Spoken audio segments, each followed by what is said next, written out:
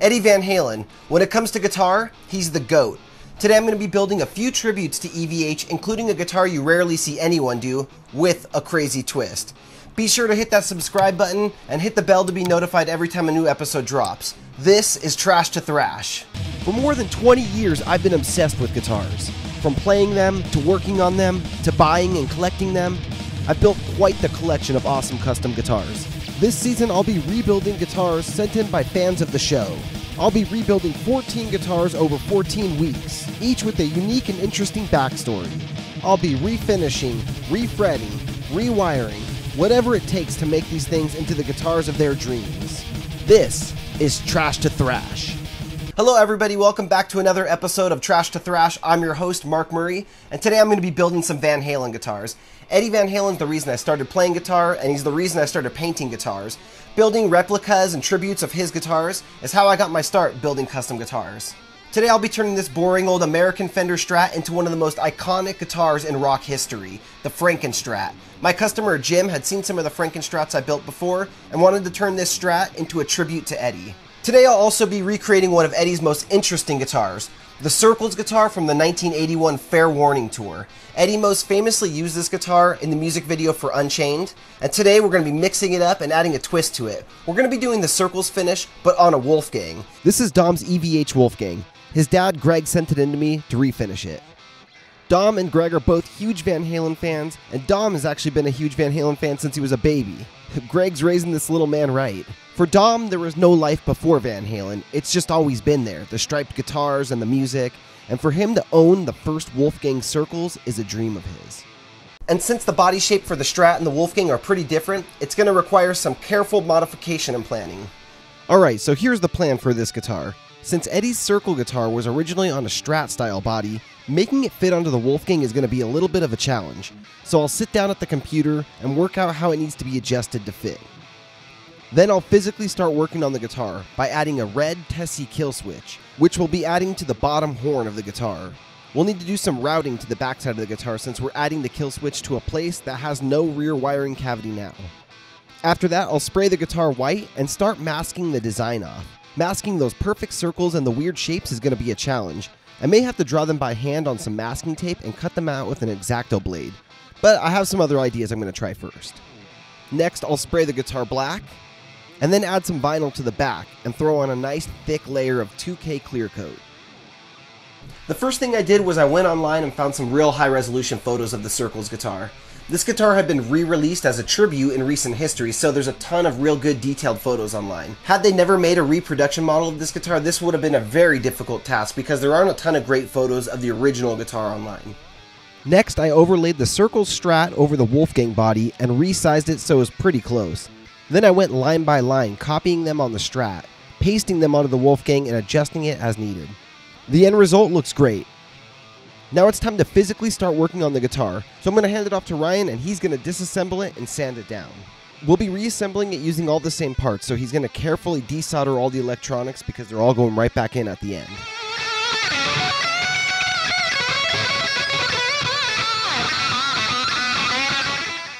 Next, I marked the holes for where the kill switch is going to go.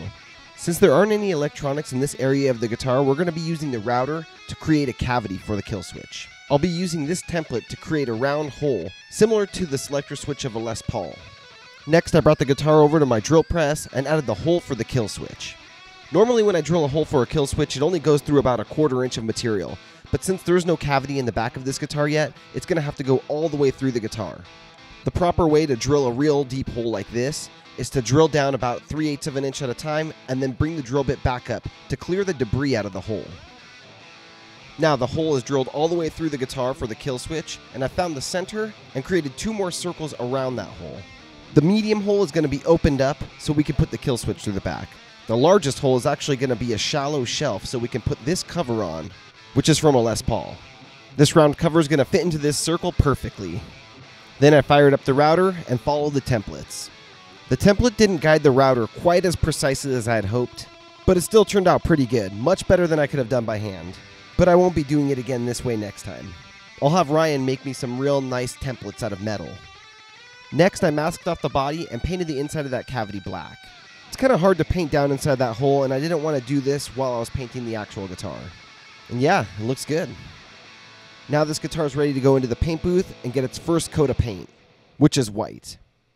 As with all of Eddie's guitars, this guitar has a really unique story, and it was really only played on one tour.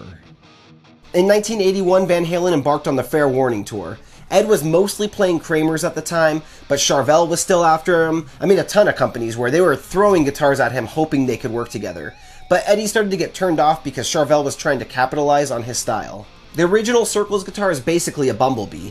It's a Strat style guitar with one humbucker, one volume, rear-loaded electronics, and a Strat style output jack. It's not known if Eddie or somebody else did the paint job, but it's definitely one of the most unique paint jobs on his guitars. This guitar also featured a 21 fret neck, and since Eddie was really big into getting more resonance from his guitar at the time, this guitar featured a mahogany body that was 2 inches thick instead of the standard 1 3/4 inch. Another big challenge with this guitar will be making these perfect circles. I counted the original guitar and it has 11 of them, and I estimate the largest one to be about 2.5 inches. So I inputted this information into Excel and did some math. I found that starting with the 2.5 inch circle and decreasing each circle by 5%, it'll fit 11 circles perfectly across the guitar, with the smallest one being 1.25 inches, which looks perfect. After the white paint dried, I taped off the guitar starting with all the straight lines. Since I've never done the Circles guitar, I really took my time and double and triple checked everything and made sure that all the patterns were accurate. I printed out the mock-ups I made of the guitar, both the front and the back, and then just went to town taping this thing off. One of the modifications that had to be done was adding a second knob to this guitar because the pattern of the guitar works around the knobs. There's an arrow that's going around the knob, and since we have 2 knobs, we're going to have 2 arrows. But that's also going to make the woman on the guitar a little smaller. The stripe I'm working on here has to be perfectly lined up with the knobs, so I spent some time getting that right. On some of my EVH guitars, I don't put too much effort into worrying that the back is 100% accurate. For me, the front and the sides matter most, but if my customer requests a perfect replica, then that's what we're going to do. We're copying that thing to a T.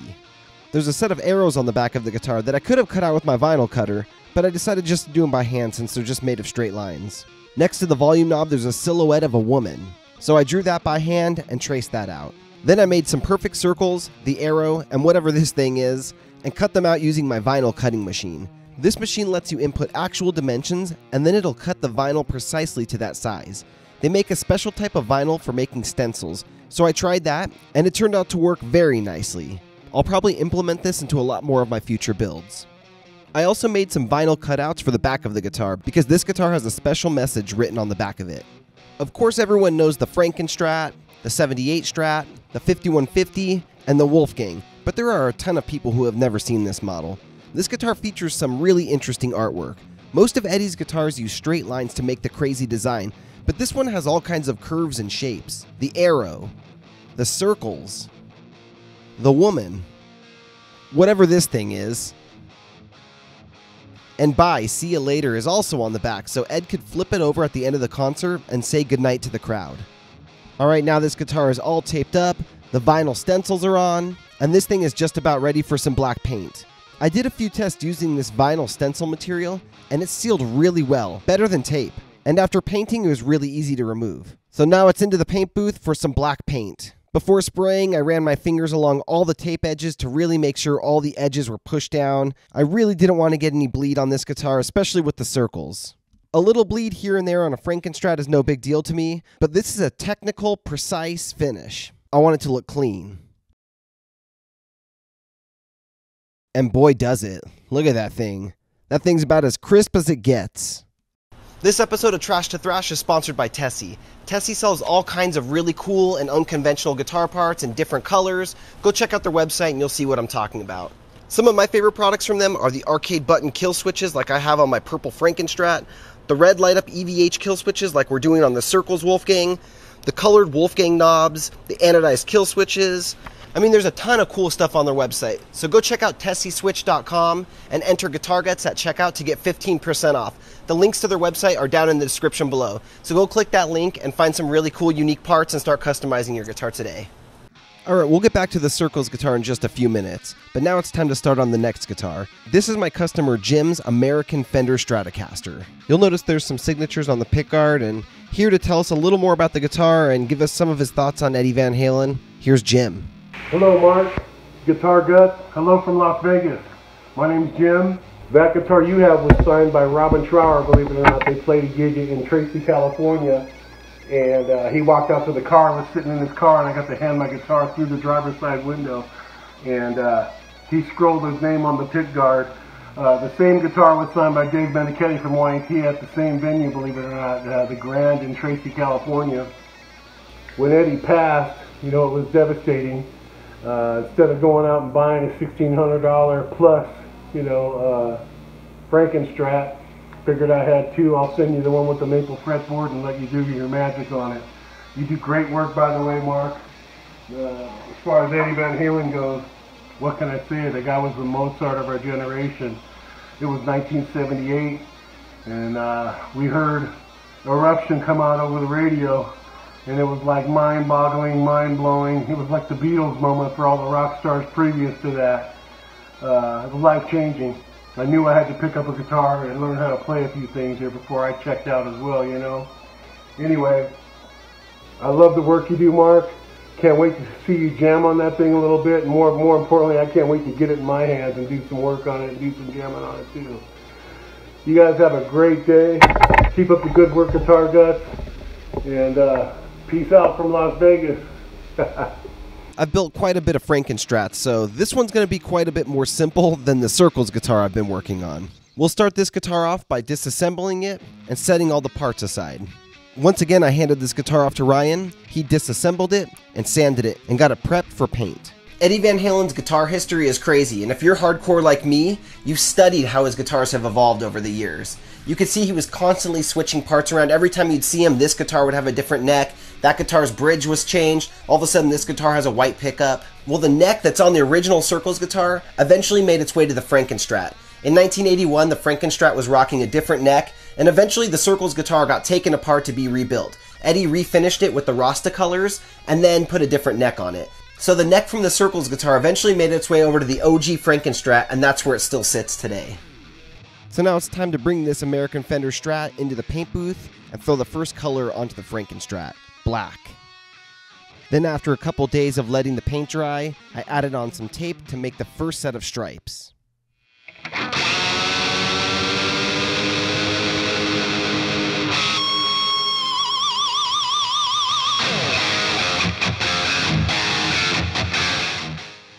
Next, it was back to the paint booth for some white paint. And it is looking fresh. I let the white paint dry for a couple of days and then came out and pulled the tape. And these lines turned out super sharp. There's something about the white and black, just like the Circles guitar, that the sharp lines look so clean. And the next step was to spend about an hour taping it off so it looks like this. Back in the paint booth, ready for the third color of paint, bright red. And after 3 coats of red, a few days of drying, it's time to pull the tape again.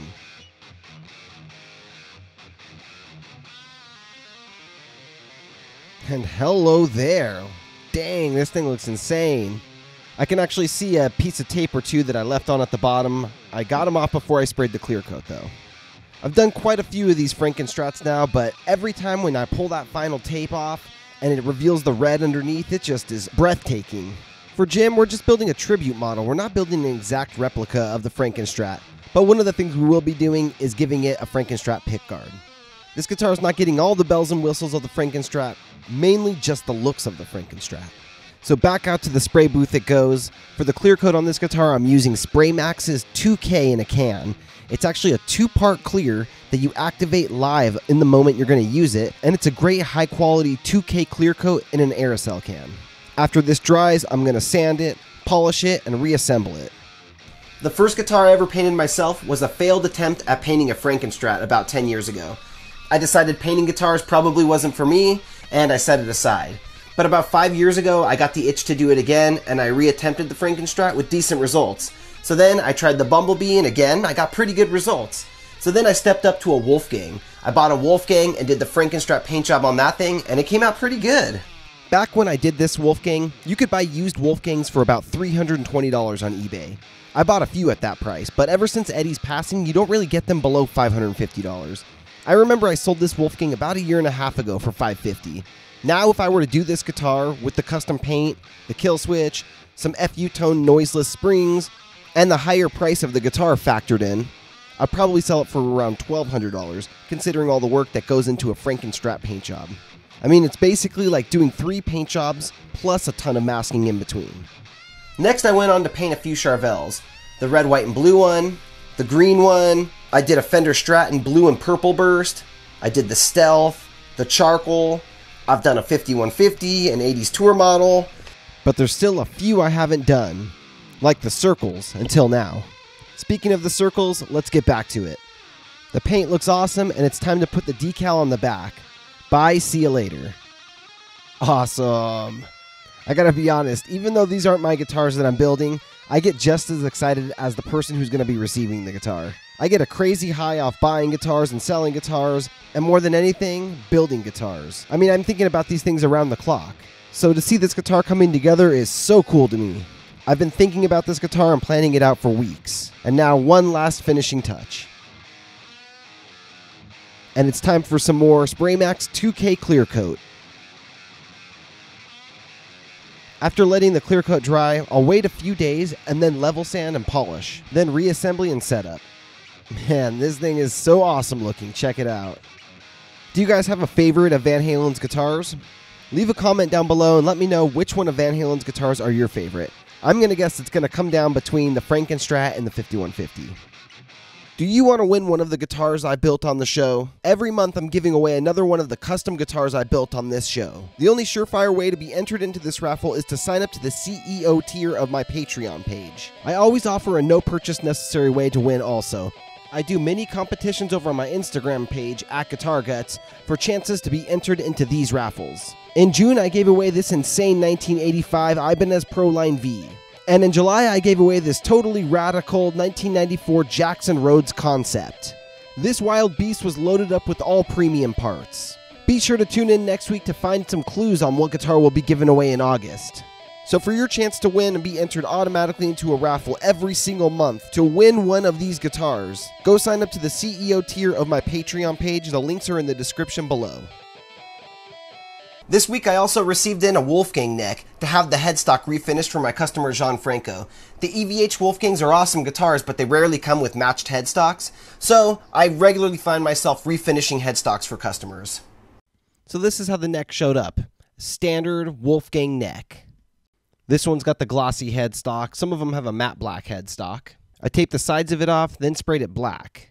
After letting that dry, I added some tape to create the stripes, and then sprayed it white. Once again, using my vinyl cutting machine. I love this thing. I cut up a bunch of EVH Wolfgang headstock logos. I left off the specific model, so it gives it a more custom look, and I even made them in a bunch of different colors, like black and white, gold and silver.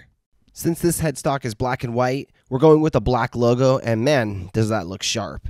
Now we'll bring it back out to the paint booth and throw some matte clear coat on it so it matches the body. Then I reassembled it for Gianfranco. That headstock looks awesome. It looks super sharp, way better than just the matte black that was on it before. And I love the body. I didn't paint this one. I didn't do anything really to the body, but whoever did it did a great job. I love the pick guard for it. I love the way they used tape for the small lines and paint for the thick lines. The eye bolt hooks, the single tone for the volume. This is the best 78 Eruption style Wolfgang I've ever seen. And now I'm inspired for future builds. I'm going to have to find a way to top whoever built this one.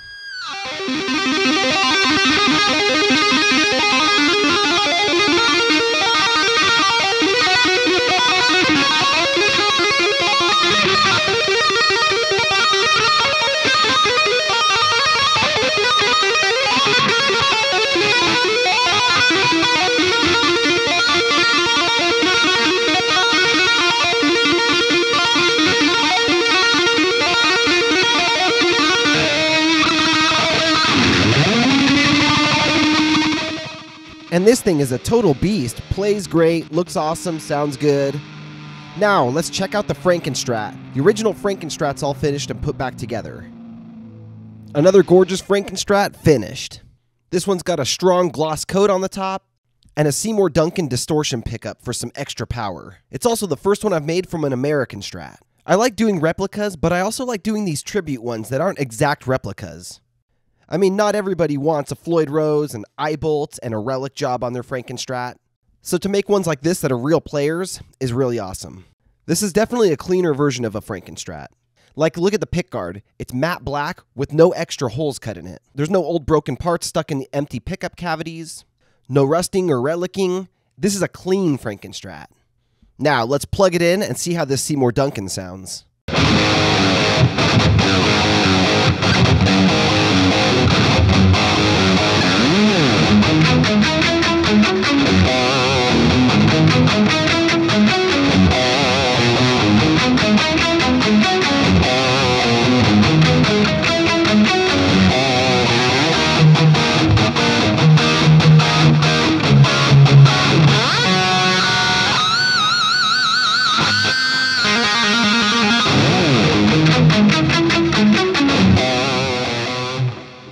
Alright, now the moment you've all been waiting for. Let's check out that Circles guitar all finished. Wow. Now here's the part of the show where I pat myself on the back. This thing turned out awesome! For real though, this thing, it exceeded my expectations. It looks great. Check out the red Tessie kill switch. It lights up when you plug it in. Those vinyl stencils made these patterns so perfect. The circles all look great. The arrows are excellent. The woman's silhouette's awesome. I mean, this is something that I'm really proud of. There aren't many Circles replicas out there, but I don't think there are any other Circles on a Wolfgang. If you guys know of any, let me know in the comments down below. This is another one of those guitars kind of like the Hetfield Rusty, where I think it's a really cool guitar, but it was never one of my favorites. Seeing this one in person, it is stunning.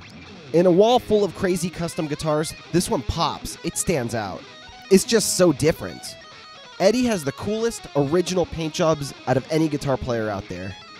If you disagree, let me know whose are better down in the comments. Now, time to plug it in, and what do you think I'm going to play on it? I told you earlier, this is the guitar from the 1981 Fair Warning Tour, and they would play it specifically for one song for the encore of the show.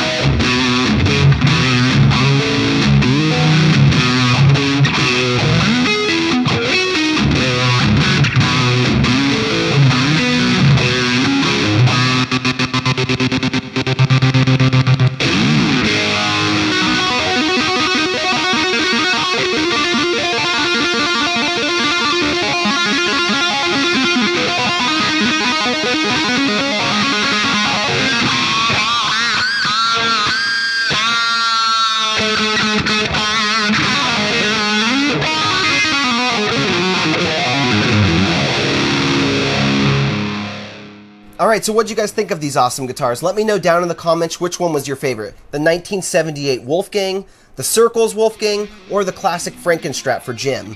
I want to give a shout out and thank you to the sponsor of this episode, Tessie. Check out the link in the description for Tessie and get 15% off by entering Guitar Guts at checkout. I also want to thank Jim, Gianfranco, and Greg for sending their guitars in for rebuilds. And a huge thank you to all you guys out there who keep leaving your comments, hitting the like button, sharing these episodes with your friends. I really appreciate it. I see what you guys are doing out there, so keep it up. Head on over to GuitarGuts.com if you want to pick up one of the Guitar Guts kill switches, the Guitar Guts kill boost pedal. All that is over at GuitarGuts.com. Link is down in the description. Remember, you can always find this show directly at GuitarGuts.tv. I appreciate you guys watching. I got a bunch more EVH guitars coming in another episode later this season, so keep your eye out over the next few weeks for the second EVH one of Season 2. Thank you guys all so much for watching, and I'll see you next week. Rock on, my friends. Hey guys, I hope you're enjoying the episode so far. Do you want your guitar modified by me, or would you want me to build you a custom guitar and have it featured on the show? If so, send me an email to mark@guitarguts.com. I also have that listed down in the description below. I'd be more than happy to go over some custom guitar options with you. If you have a guitar you want modified, or you don't have the guitar yet, either is totally fine. I can help you hunt for the right guitar to build up the guitar of your dreams. If you have a guitar you want me to modify, send me some pictures of it and a description of what it is and what you'd like done to it, some ideas. If you don't really know, that's totally fine. I'll help, brainstorm with you, and we'll come up with a game plan for making you a totally awesome, custom, killer axe.